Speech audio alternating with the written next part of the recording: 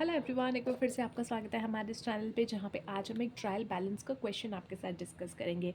Numerical question होने वाला है, तो बहुत ही इजी और बहुत ही कम टाइम में आपको किस तरीके से ट्रायल बैलेंस बनाना है वो समझ में आ जाएगा। बेटा, ट्रायल बैलेंस आपका एक बहुत ही इंपॉर्टेंट टॉपिक है आपके एग्ज़ाम के पॉइंट ऑफ व्यू से। इसमें एक क्वेश्चन ज़रूर ज़रूर ज़रूर आपके जो है यहाँ पे एग्ज़ाम में आएगा, और उसको आप ज़रूर ज़रूर परफॉर्म करना, बिकॉज़ यहाँ पे आपके मार्क्स स्कोरिंग बहुत ज़्यादा हो सकता है। ये ट्रायल बैलेंस का टॉपिक मार्क्स स्कोरिंग के लिए या मार्क्स जो है आपके अचीव करने के लिए बहुत अच्छा टॉपिक है।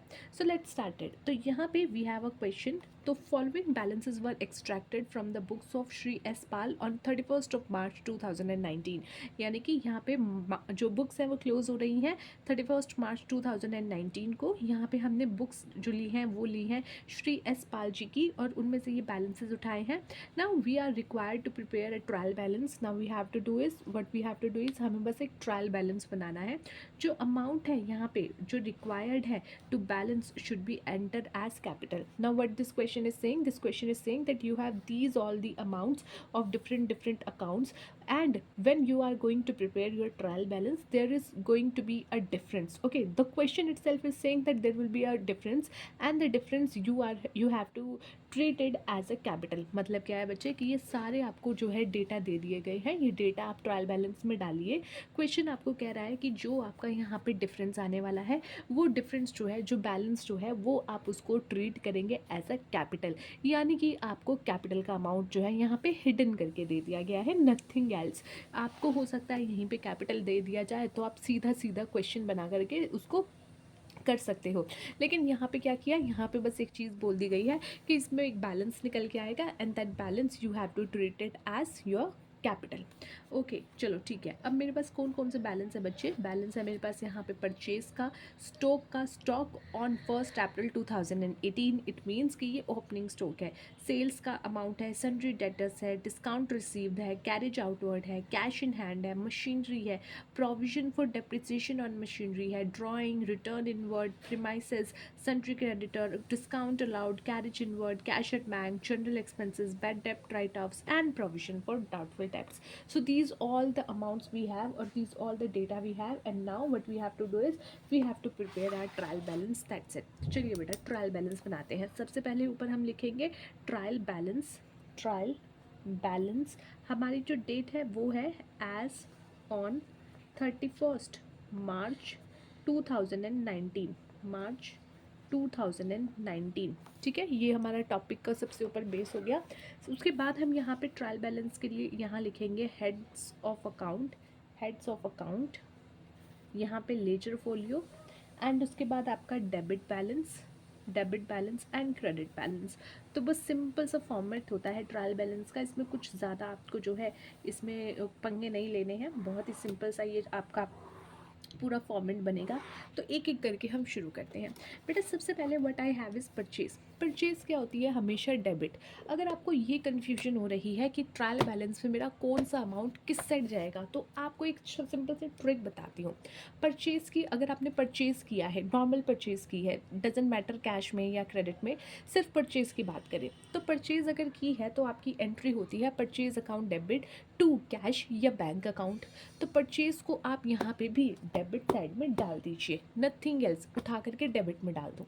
क्यों? क्योंकि बेटा परचेज़ एक तरीके से आपने सामान खरीदा है अपना, और यहाँ पे परचेज़ कभी नेगेटिव नहीं हो सकती, तो उसका अमाउंट हमेशा डेबिट साइड में ही जाएगा। कभी ऐसा हो सकता है कि आपने परचेज़ कम की और बेच ज़्यादा दिया हो, आपने 100 क्वांटिटी खरीदी और 150 बेच दी हो, ऑब्वियसली नॉट। तो इसीलिए परचेज़ का अमाउंट आपका जाएगा डेबिट में। तो purchase is your debit side 1,70,000 rupees.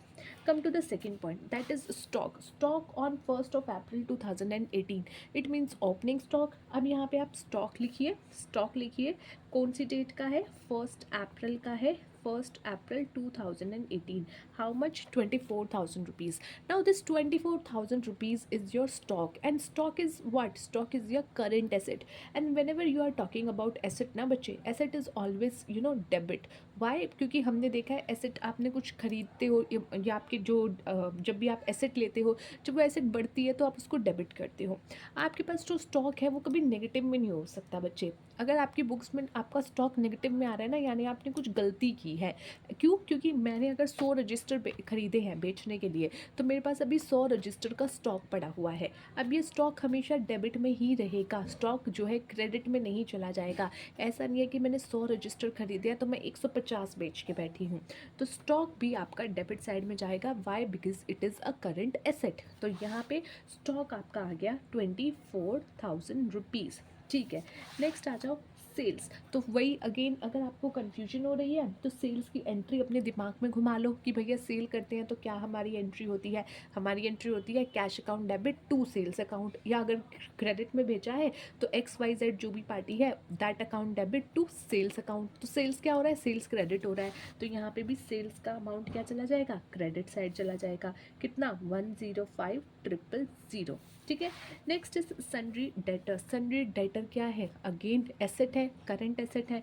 तो यहाँ पे सन्ड्री सन्ड्री डेटर्स कितना आएगा? यहाँ पे 23,800। तो डेटर्स में 23,800। नेक्स्ट आ जाओ बेटा, नेक्स्ट है आपका डिस्काउंट रिसीव्ड। डिस्काउंट रिसीव्ड की अगर आपने बेटा कोई आपने को हुआ है, डिस्काउंट आपने रिसीव किया है, तो लेट सपोज आपने कोई पार्टी थी, एक्स पार्टी, उसको 100 रुपये देने थे, जिसमें से उसने 50 रुपये आपने उसको कैश दे दिया और 50 रुपये आपने डिस्काउंट में आपको मिल गया, डिस्काउंट रिसीव हो गया। तो उसकी एंट्री क्या होगी? उसकी एंट्री आप करोगे एक्स अकाउंट डेबिट, ठीक है, टू कैश अकाउंट और टू डिस्काउंट रिसीव अकाउंट। ठीक है, तो बेसिकली ये मतलब मैं कहना चाह रही हूँ कि जब आप इसकी एंट्री करोगे तो डिस्काउंट रिसीव आप क्रेडिट में शो करोगे। तो उसी तरीके से यहाँ पे भी आप क्या करोगे? डिस्काउंट रिसीव्ड की जो आपकी एंट्री है वो डेबिट क्रेडिट साइड जाएगी 3500 रुपये। Carriage outward. कैरेज आउटवर्ड आपके खर्चे होते हैं, यानी कि जो भी आपके खर्चे होते हैं जिसको आप पे करते हो बेटा। तो कैसे पे करते हो? लेट सपोज आपने कैरेज आउटवर्ड के पैसे पे किए, तो carriage outward account debit to cash account. Usually ये सारे आपके जो एक्सपेंसेस होते हैं वो भी आपके डेबिट साइड आते हैं। तो यहाँ पे again carriage outward that is 700 debit side. Cash in hand asset है बेटा, एसेट है, एसेट है, एसेट है, डेबिट में डाल दो। No need to think even twice, asset दिख रहा है डेबिट में डाल दो। ठीक है, नेक्स्ट आपका यहाँ पे आ गया cash in hand. Cash in hand कितना है? कैश इन हैंड 3500 रुपये, तो 3500। कैश कभी क्रेडिट नहीं हो सकता बेटा, क्रेडिट का बैलेंस नहीं हो सकता। क्यों नहीं हो सकता? वही अगेन, अगर आपको किसी ने 100 रुपये दिए हैं तो आप 120 रुपये थोड़ी ना खर्च कर पाओगे, तो वहाँ पे इसीलिए वो आपका हमेशा डेबिट में आता है। Next is machinery. मशीनरी क्या है बच्चे? एसेट है। मशीनरी अगर आप खरीद भी रहोगे तो क्या एंट्री करोगे? Machinery account debit to cash account, तो इसीलिए मशीनरी भी डेबिट में ही आपका जाएगा। ये एक ट्रिक है कि आप जर्नल एंट्री करके इसको समझ सकते हो कि इसका बैलेंस डेबिट होता है या क्रेडिट, एक यूजुअली तौर पे। ठीक है, नेक्स्ट आता है provision for depreciation of machinery. अब ये प्रोविजन जो है, जो कि आपका डेप्रिसिएशन जो है के लिए बनाया गया है, ये अभी खर्चा हुआ नहीं है, आपने बस इसको एक तरीके से बना लिया है अमाउंट को, जो कि आपको फ्यूचर में कवर करना पड़ेगा। तो जब भी इस तरीके के प्रोविजंस होते हैं वो हमेशा क्रेडिट साइड जाते हैं। तो provision for depreciation on machinery, तो ये भी जाएगा क्रेडिट साइड 24,200। ड्राइंग्स अगर कोई पार्टी करके लेके जा रही है, पार्टी नहीं, ड्राइंग्स हमेशा जो है ऑनर करता है। ड्राइंग का मतलब क्या होता है कि जैसे अगर आप बिजनेस में आए हो तो शुरू में आपने पैसा डाला जिसको आप कैपिटल कहते हो, लेकिन लेटर ऑन अगर आपको बिजनेस में से पैसा निकालना है तो उसको ड्राइंग्स कहा जाता है। जो ड्राइंग्स आपकी हुई वो भी डेबिट होगी 7700। क्यों होगी? क्योंकि इसकी भी आप एंट्री करके देख लो, drawings account debit to cash account. अगर आपका कैश में बैलेंस जा रहा है तो ड्राइंग डेबिट हो रहा है। नेक्स्ट आ जाइए बेटा रिटर्न इनवर्ड। बेटा रिटर्न इनवर्ड क्या होता है कि आपने पहले कुछ सेल की थी, अब वो सेल जो है वापस हो रही है, यानी कि रिटर्न हो रही है। कि यहाँ पे रिटर्न इनवर्ड का मतलब आप इस तरीके से कर सकते हो कि रिटर्न होके इन आ रही है, मेरे बिजनेस में वापस आ रही है। तो वापस कब आ रही होगी? जब आपने पहले फर्दर कोई प्रीवियसली कोई सेल की होगी। तो इसीलिए रिटर्न इनवर्ड जो है उसका उल्टा होता है, यानी कि उसका अपोजिट।